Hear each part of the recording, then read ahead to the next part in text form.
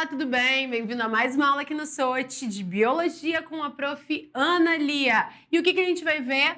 Fotólise da água. Exatamente, fotossíntese, fase clara e dentro da fase clara a fotólise da água. Então, antes que você se assuste, se apavore, fique tranquilo que a gente vai retomar e entender algumas coisas básicas para a gente entender o que é a fotólise, o que é a fase clara. Então, o que a gente vai pensar? Fotossíntese é um processo natural que as plantas realizam, porém muito complexo. A gente sabe que para rolar a fotossíntese vai precisar da incidência luminosa, da absorção de água e a absorção do gás carbônico, dióxido de carbono, CO2.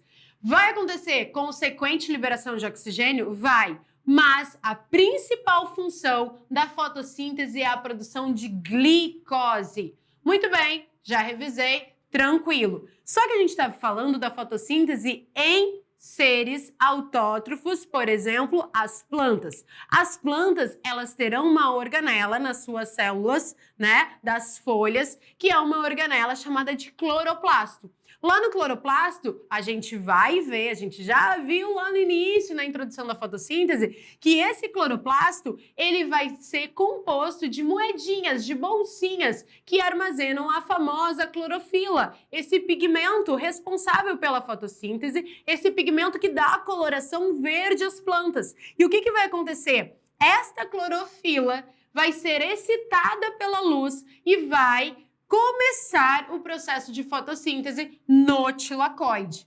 A gente vai entender também aqui nessa aula, quando a gente vai falar sobre a primeira etapa, que são duas etapas principais da fotossíntese, a fase clara e a fase escura. Como assim, Ana Lia? Me explica um pouco melhor. A fase clara é também chamada de fase fotoquímica. Lembrem-se que foto é luz, é um prefixo para luz. E o que é o processo de fotossíntese? Transformar a energia luminosa em energia química, ou seja, numa molécula. Nesse caso, a glicose. E o que vai acontecer? Essa fase clara, ela é subdividida em duas etapas, na tal fotólise da água e a fotofosforilação. Fotólise da água, foto, luz, lise, quebra. Então, o que acontece na fotólise da água? Quebra da molécula de água. Exatamente. H2O é quebrado pela presença da luz. Por que isso acontece? Porque esse processo de fotólise de água é extremamente importante para o segundo momento, que é a fotofosforilação. O que é fotofosforilação? Fotoluz, fosforilar, como vimos lá na respiração celular, é a produção de ATP.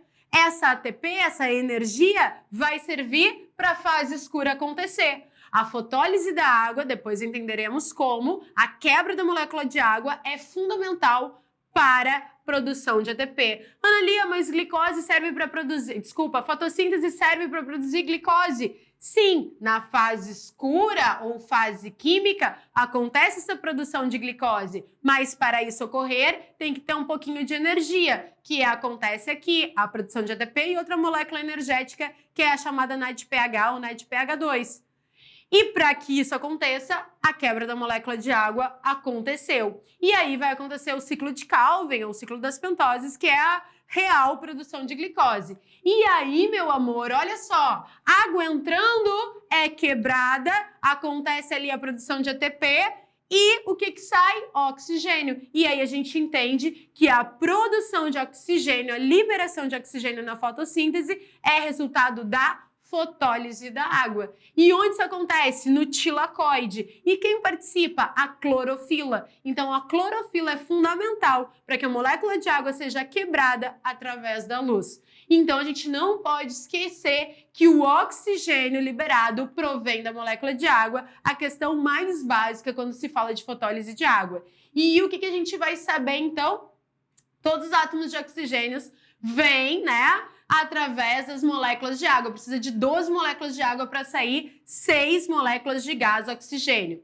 E aí a gente não pode pensar, não pode esquecer dessa, né, da fórmula balanceada aqui da fotossíntese, é o gás carbônico entrando, que ele participa da fase escura, a água, que participa da fase clara, ela é quebrada, libera os oxigênios na fase clara e também acontece a principal formação de glicose. E não podemos também imaginar que a clorofila, né? Quem que é responsável? A clorofila, porque ela perde elétrons devido à excitação que ela recebeu, né? A excitação que ela realizou, melhor dizendo, através da luz, e ela é um agente oxidante, ou seja, ela captura os elétrons e capturando os elétrons da molécula de água, há essa quebra na molécula e aí acontece o que a gente sabe, que é a liberação de oxigênio. Então aqui está mostrando, ó, duas águas, presença da luz, presença da clorofila, libera os hidrogênios, libera os elétrons e o oxigênio é liberado. E a gente depois vai ver que esses átomos de hidrogênio aqui vão se juntar com a molécula NADP e vai formar o NADPH2,